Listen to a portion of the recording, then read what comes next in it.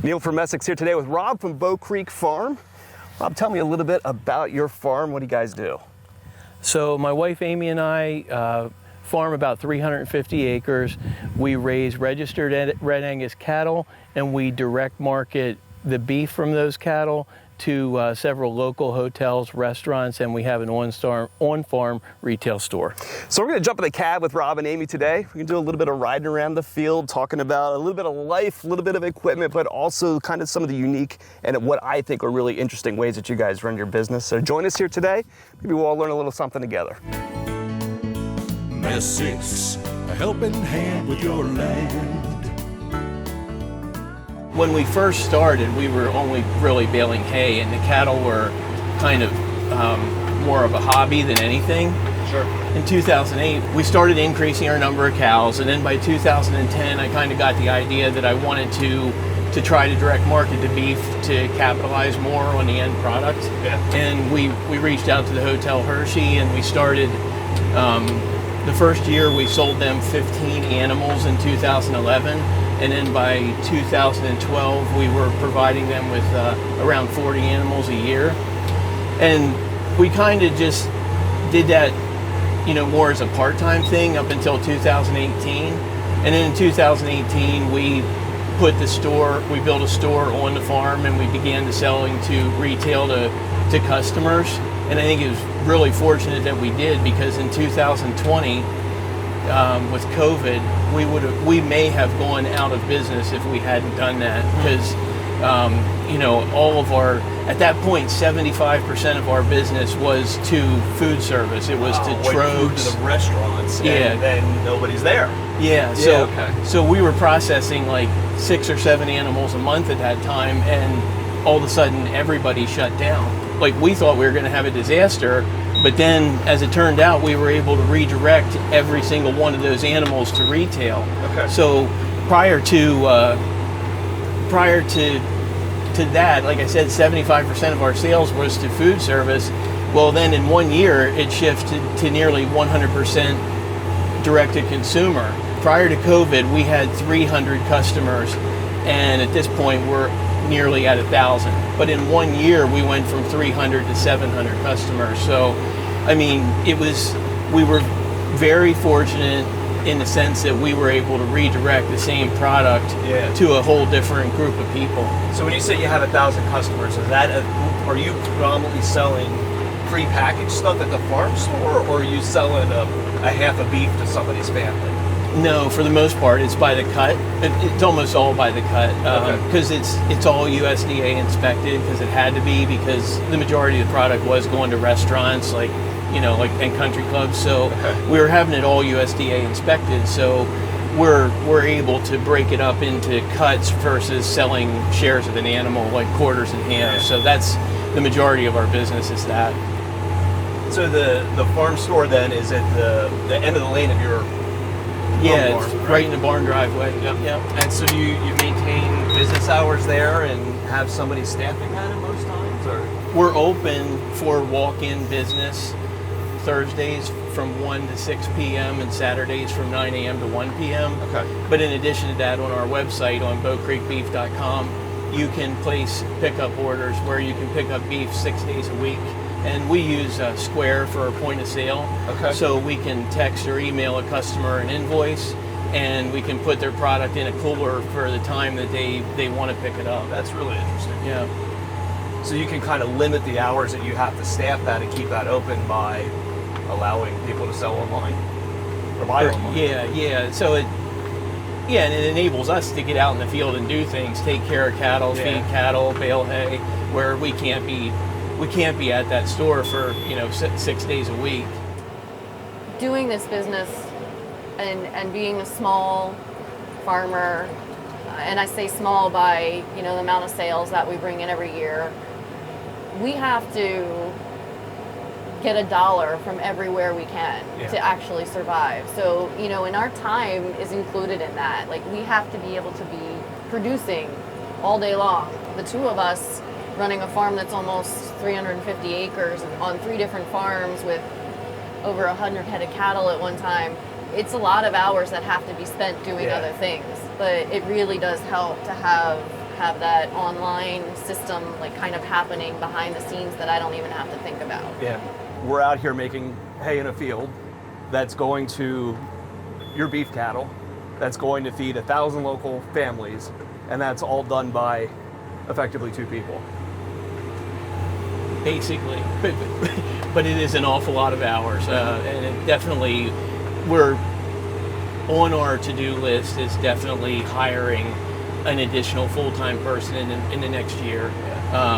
So we're actually working on a project right now with Trogs Brewing Company, where we're going to be making a beef stick with Troganator beer in it, and it's going to enable us to add value to an awful lot of the cuts that we're selling for the cheapest price, because as you can imagine, it's despite the fact that our prices I know are higher than a grocery store, it's very expensive to try to be competitive in the beef business. Right. We've been long-time providers of beef to Trogs, but I think it's really going to help both of us. It's going to get exposure to their product, and it's going to allow us to increase, add value to product we're already producing, but probably ultimately really grow our herd size and enable us to process more animals. And we're very optimistic that that's going to give us a little bit more financial flexibility to add somebody to do more of the things that Amy and I are currently doing. So is that a product that they'll sell through the beer garden restaurant? Yeah, they're going to sell them at Trogs, and we're going to sell them at our farm store and online. I was thinking though, like one thing that's different about our geographic location, like we're so lucky to be, I can be to the Hotel Hershey in 5 minutes. I can be to Trogs in 5 minutes, the country club in 5 minutes. So, we're really fortunate to be where we're at geographically. It enables us to do what we're doing, but I think if you were in a different location, you might have to take a different approach than what we are. Yeah, but you have the benefit of tourism. How do you prioritize what you're looking for in a machine? Honestly, my number one priority is service.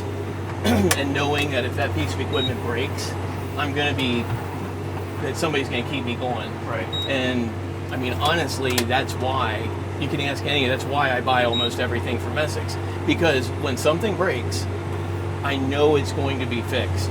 If something happened today, more than likely there'd be somebody here today. So my number one priority is service after the sale. But beyond that, I think it is probably more dependability maybe than features to me. Like for instance, right now I know you can go get a new big baler that's higher density and higher performance. That being said, I honestly don't think for feed quality hay, you can bale hay much tighter than this baler does, or it's not going to keep.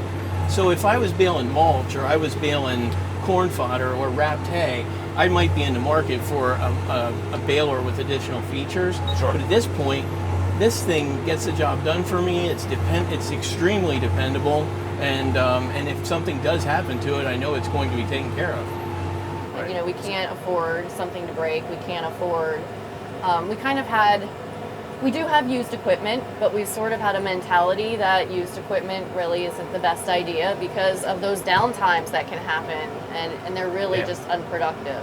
And that calculus is different for every person. Sure, yes. And for every piece of equipment, I mean, we've delayed getting new equipment because of the cost, obviously. That's everybody's concern. And especially with me getting this tractor, like I debated for a while. It's a lot of money. It's, a payment every month that we didn't have before. But now that I've had it and realized it's obviously it saves, I can go faster. I can go neater. I can make neater rows for Rob to pick up. But not only that, it's safer for me. My previous tractor only had a canopy, which was great. I was thankful for that, but to not be breathing in the dust and the dirt, and that makes me less tired. Like it was exhausting doing that. So now I feel like I can sit in this tractor all day and rake hay. So it's really kind of changed my attitude about raking hay. I don't dread it anymore. So I mean, I have to think about, okay, so how much was that worth? I don't want to be in that, wind and all day. Right, and it's like you were saying earlier, I mean, the value of, you look at something as a cab as a luxury, but at the end of the day, if it enables you to jump out of the tractor and go back to the office without red eyes and a running Yeah, nose. exactly. Like I can move on to something else without requiring a shower to wash the hay out of my hair. Yeah. Yeah. Maybe I'm just trying to justify it, but but I like to think that's important. No, it is. I mean, it's part of that bigger picture of, Yeah.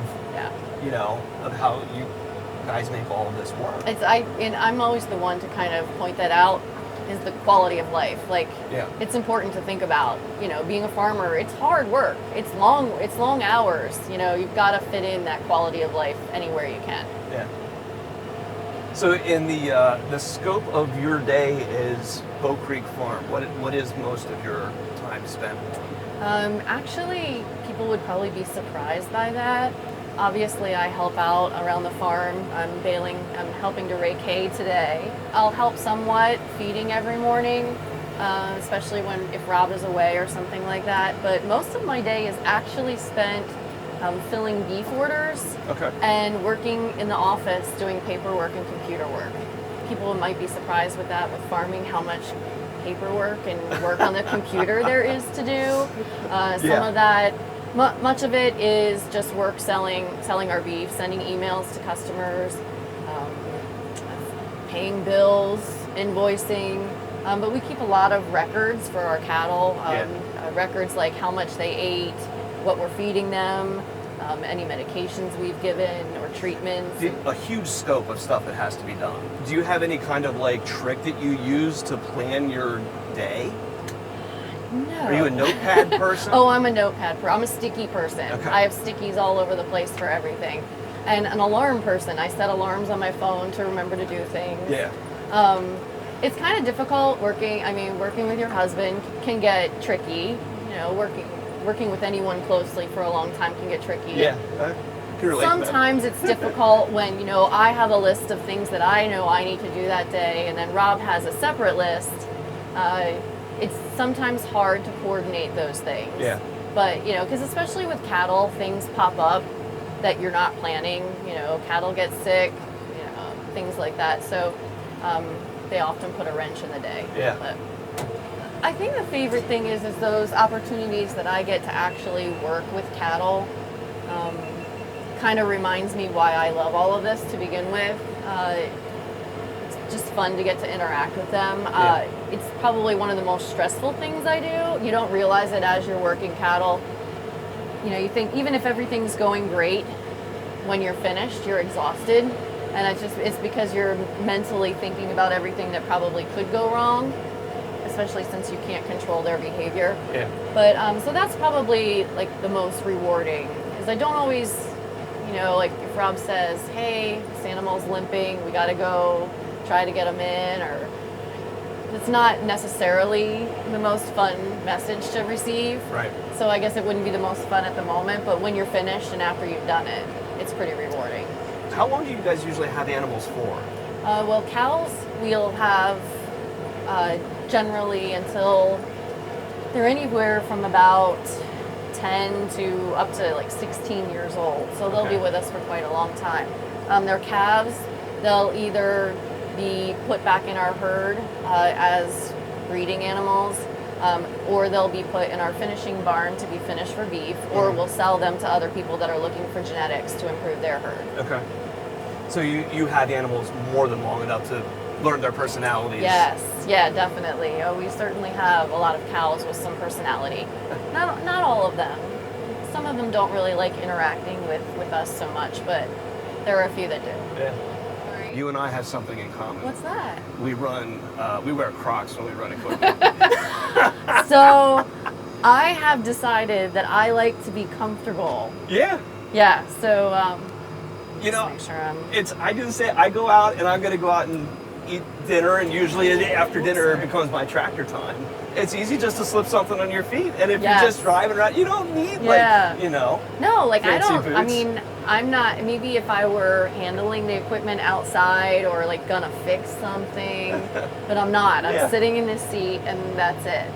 That's right. We just spent all kinds of time talking about how busy you guys are, but there's golf balls in your field. So Yeah. I see the real story happening here. Yep. That's what we do in all our free time. Thank you for having us out today. Yep, you're welcome. It is what brings the most value to me out of this industry is the relationships that we have with people, and you guys are one of my favorite personally. It's always a pleasure to be out talking with you and seeing what you're up to.